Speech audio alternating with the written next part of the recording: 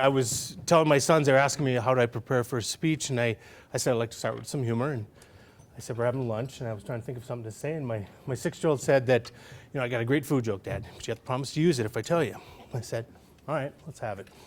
He said, well, there's 2 muffins in the oven, and one muffin looks at the other and says, boy, it's hot in here. And the other one says, holy smokes, a talking muffin.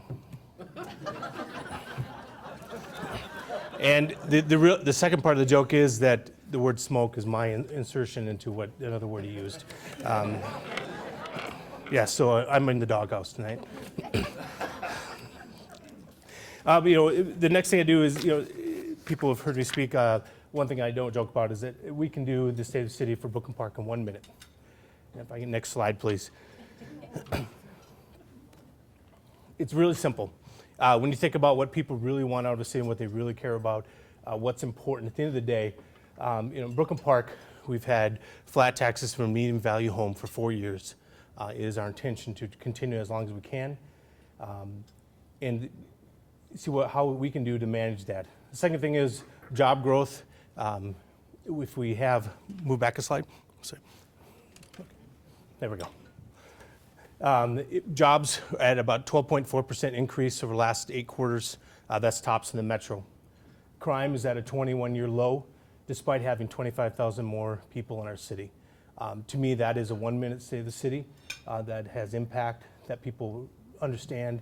It's really, at the end of the day, I think what people really care about first and foremost is that they feel safe, there's opportunities for them, and that their tax money is being spent wisely. We believe in Brooklyn Park that is happening.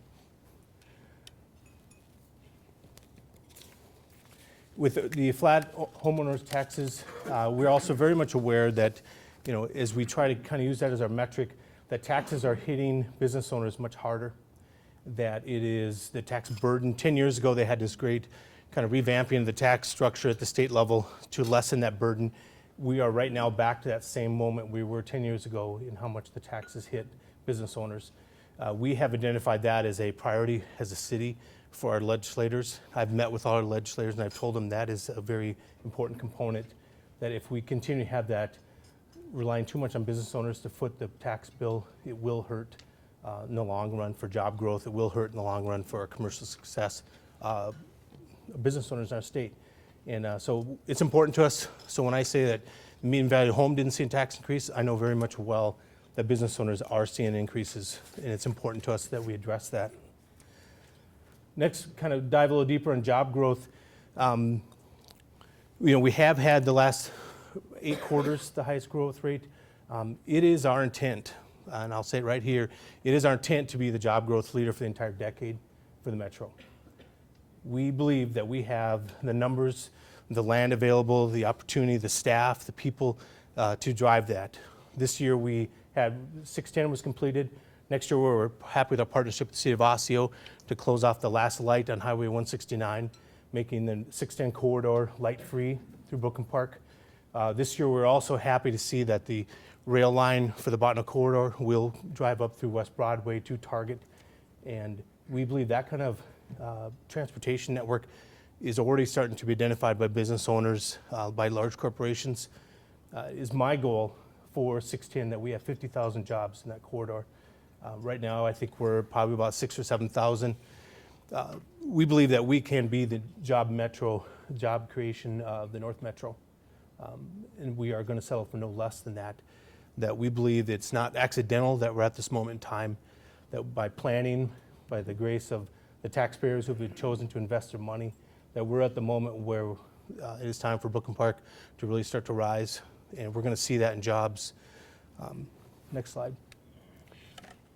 Obviously, Target is the first part of that puzzle, and it's not the only piece of that puzzle.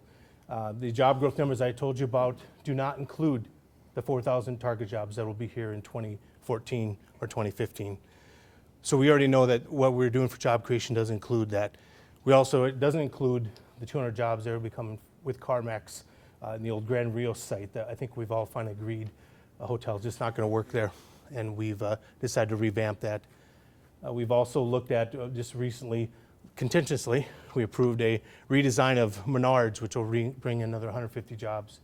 I often talk in terms of jobs because I think it's important this kind of economy to talk in terms of what creation is. And I always make sure I give credit for the fact that the city does not create jobs. Businesses create jobs. And so that we thank you, business owners who choose to use Brooklyn Park as a place to do business.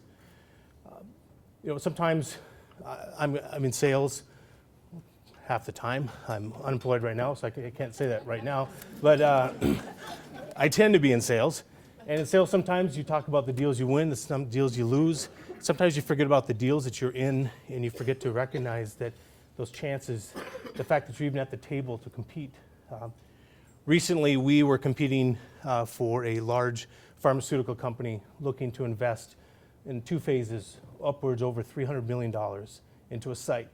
Brooklyn Park was one of, I believe, 4 finalists. Our competition was not Sioux Falls, it was not Fargo, it was Singapore, it was a province in China, and it was a location in Europe. So when we talk about global competition, we believe that even though the company ultimately decided they were not going to do anything, that they decided no one won, that we feel like just the fact that we were at the table competing for what would have in one fell swoop been larger than the target investment in our city was important. I also want to recognize North Hennepin Community College for being part of that. They were part of the negotiations because we actually had to identify not only transportation, we identify our schools, we identify even snow removal, but we had to have involvement of the governor's office, indeed. We're not done there. We didn't get that deal. We're there ready in case they decide to change their mind. We still believe this is the right place. But we are after large-scale job opportunities. We're after opportunities that pay well, that offer opportunities for people to kind of start off with a starter job and move their way up. We're after good-paying jobs, and we're after good companies. And we think that kind of effort, I sometimes think you should recognize those that you don't win, just the fact that you're at the table competing says something. They identified the things that I did, which is transportation, education, access to roads and commerce were keys to that. One of the other things we have done with the job growth is we've also looked at the fact that we want to continue to revamp how the city does business. We have now a full-fledged working business forward initiative, which is a group of business owners in our city, operating in our city, who meet monthly to look at issues that are affecting business owners. It can be as easy as just code issues. It can be easy as just things that we need to change as a city to make ourselves more friendly. And I'll say this, anybody who's worked with our staff knows that our staff is really friendly, is really good. They're the one people that I don't hear complaints about, and they're very good, and we're very blessed to have the staff we do have. Next slide. We talk about crime. This didn't happen by accident either. I did point out that is the chief's new car in the top left. He doesn't know that yet, 1970s vintage car. We've done it through not just the idea that you arrest everybody you possibly can. It comes through the idea that we need to be more intelligent in how we tackle crime. That the best way to fight crime is to stop it from happening.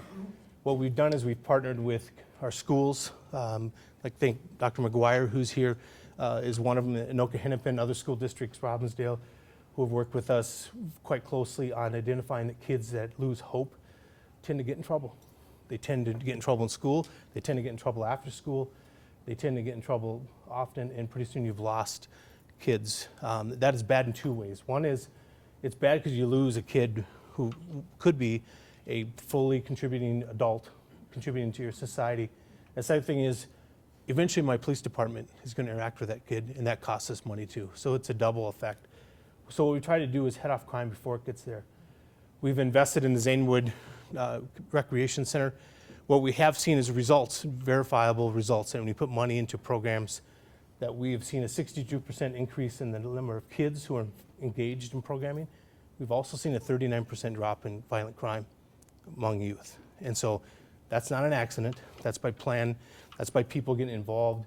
And we think if we can get kids off the street into doing something positive, and if they feel safe, and they feel they have something, that their life is worth something, that they will respond and that the community will benefit from it. And so we are going to double down on that. We're double down in the fact that our police is really looking at not just responding to all crimes, but really looking at how crime happens, responding to things as they can notice that they are being developed, and try to head those things off. Next slide. One of the things we've realized is that connecting with our community, the cheapest way to stop crime is if two neighbors know each other. When neighborhoods know each other and they're talking and they meet people, crime goes down. Jerry Gibbs, who I think is well known in our community, will show you that when there are crime areas with high crime, if they can get a crime watch started, if they can get neighbors to start to pay attention to what their neighbors are, start talking, crime always goes down. And guess what? That happens without any taxpayers' dollars being spent. So what we want to do is try to get people connected with each other. And thankfully, with our partnership with churches, schools, business owners, and just people who want to make a difference, we've been able to start to have that effect. We believe that is paying into that as well. One thing we did is, Mayor Wilson noticed, we did also do a sister city with the city of Kakata in Liberia. The Liberian population is we believe anywhere from 8 to 10% of our city is Liberian ancestry. What we did is we actually traveled to Liberia in March, myself, the city manager, Jamie Verbrugge, and police officer Robin Martinson, along with a fire rescue alliance that was going there. And it was eye-opening, the fact that we could understand more about what they are coming here and seeing. And within minutes of the airport, we could see one of the most prime complaints about people of different cultures in our city. And we were able to kind of latch on to that.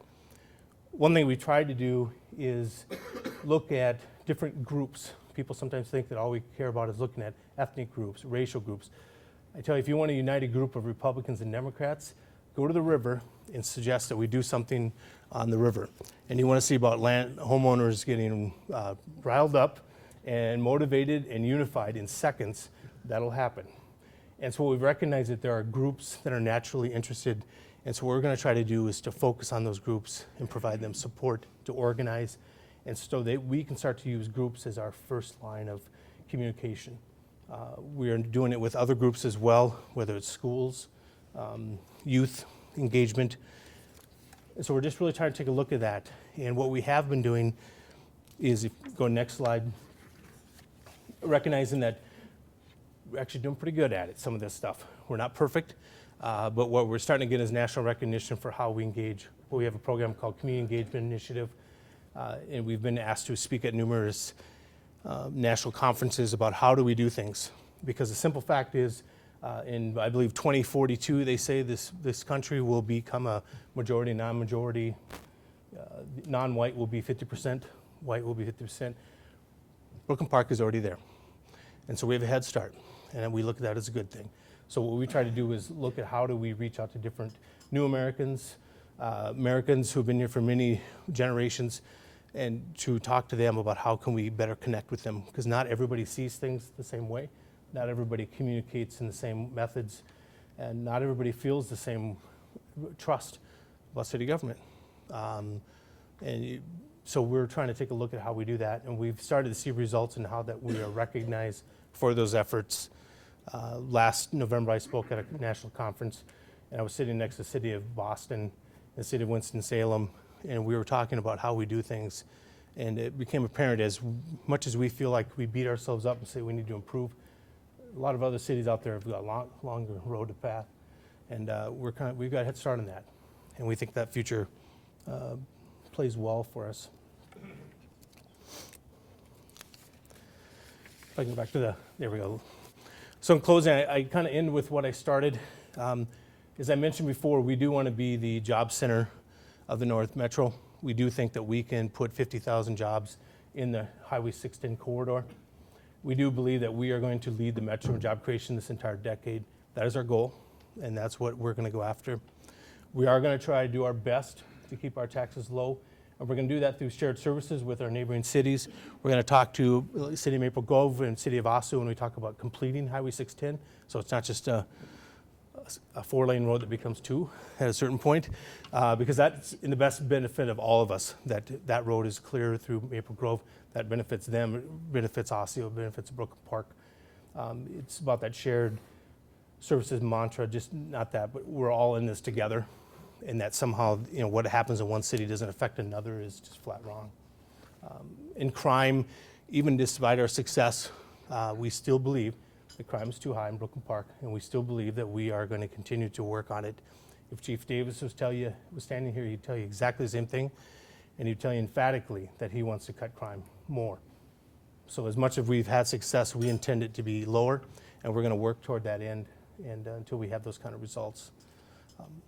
So I think that is my Save the City. I think that we are, as again, on the right path, and we are looking forward to a bright future. Thank you.